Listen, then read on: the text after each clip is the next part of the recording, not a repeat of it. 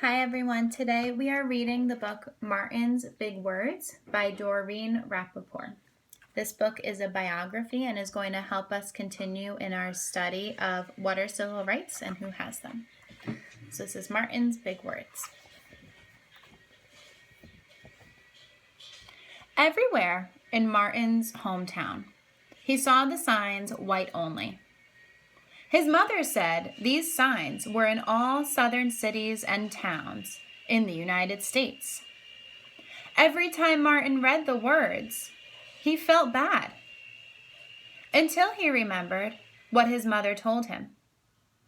You are as good as anyone.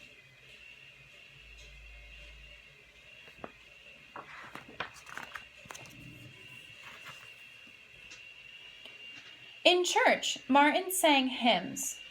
He read from the Bible. He listened to his father preach. These words made him feel good. When I grow up, I'm going to get big words too.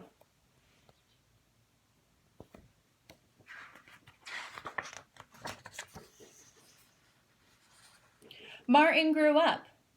He became a minister like his father, and he used the big words he had heard as a child from his parents and from the Bible. Everyone can be great. Something you'll notice about this book is all of the quotes at the bottom of the pages are in a different color and in a larger font. And these are Martin's big words.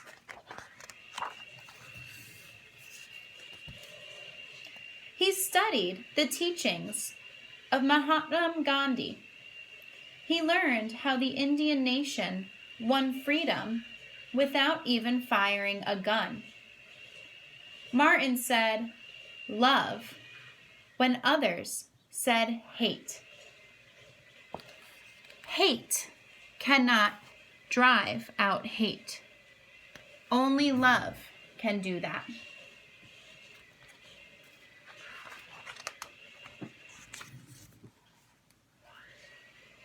When he said together, when others said separate.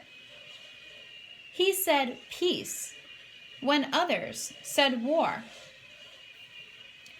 Sooner or later, all the people of the world will have to discover a way to live together.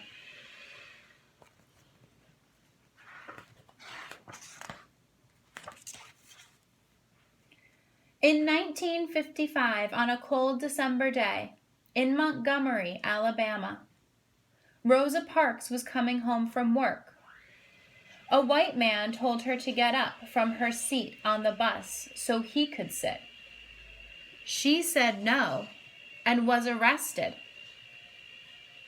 Montgomery's black citizens learned of her arrest.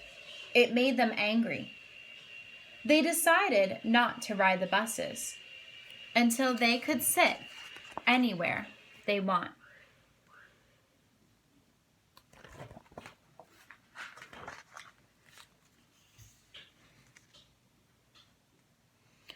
For 381 days, they walked to work and school and church. They walked in rain and cold and in blistering heat. Martin walked with them and talked with them and sang with them and prayed with them until the white city leaders had to agree they could sit anywhere they wanted. When the history books are written, someone will say there lived black people who had the courage to stand up for their rights.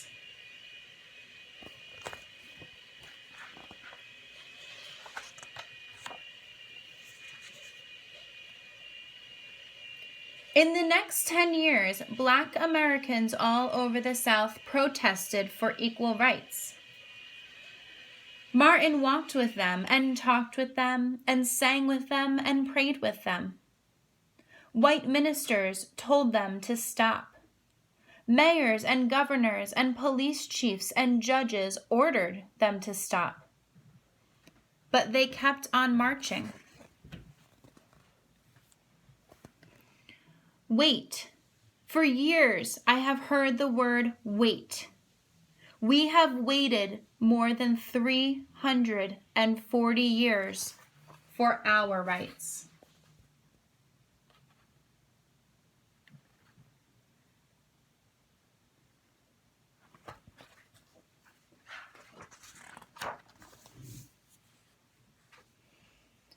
They were jailed and beaten and murdered, but they kept on marching. Some Black Americans wanted to fight back with their fists.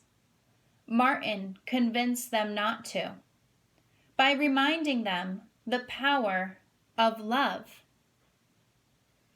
Love is the key to the problems of the world.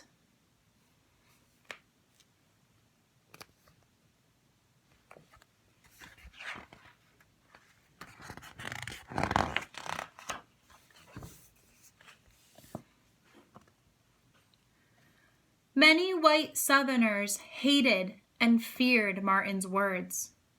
A few threatened to kill him and his family. His house was bombed. His brother's house was bombed. But he refused to stop. Remember, if I am stopped, this movement will not be stopped, because God is with this movement.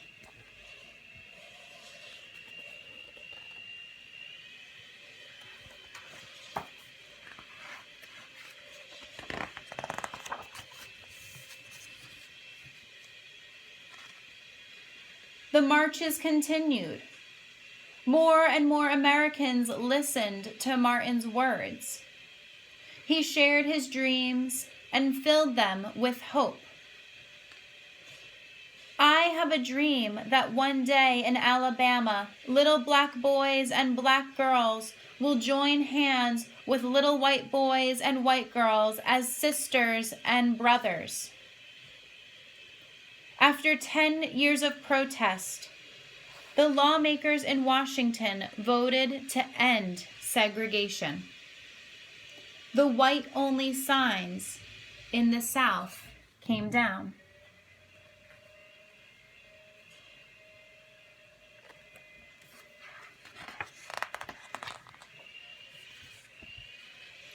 Dr. Martin Luther King Jr. cared about all Americans. He cared about people all over the world, and people all over the world admired him. In 1964, he won the Nobel Peace Prize. He won it because he taught others to fight with words, not fists.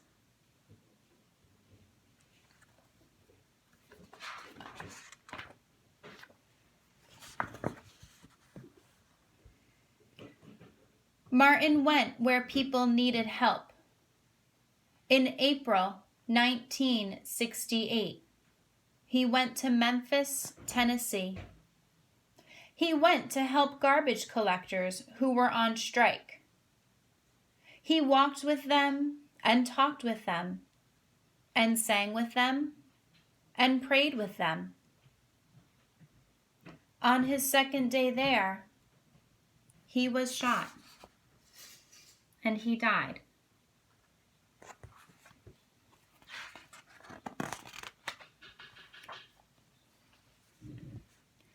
His big words are alive for us today.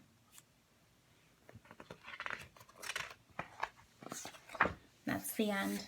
And you can see here the illustrator and author did a good job of putting in the big words that he fought for. So we have like freedom, peace, together, love. So those were the words that Martin fought for, really, because he wanted to make sure that as a nation we were loving one another and treating everyone with the respect and love that we deserve. So that was Martin's big words, and I'll see you for another read aloud later.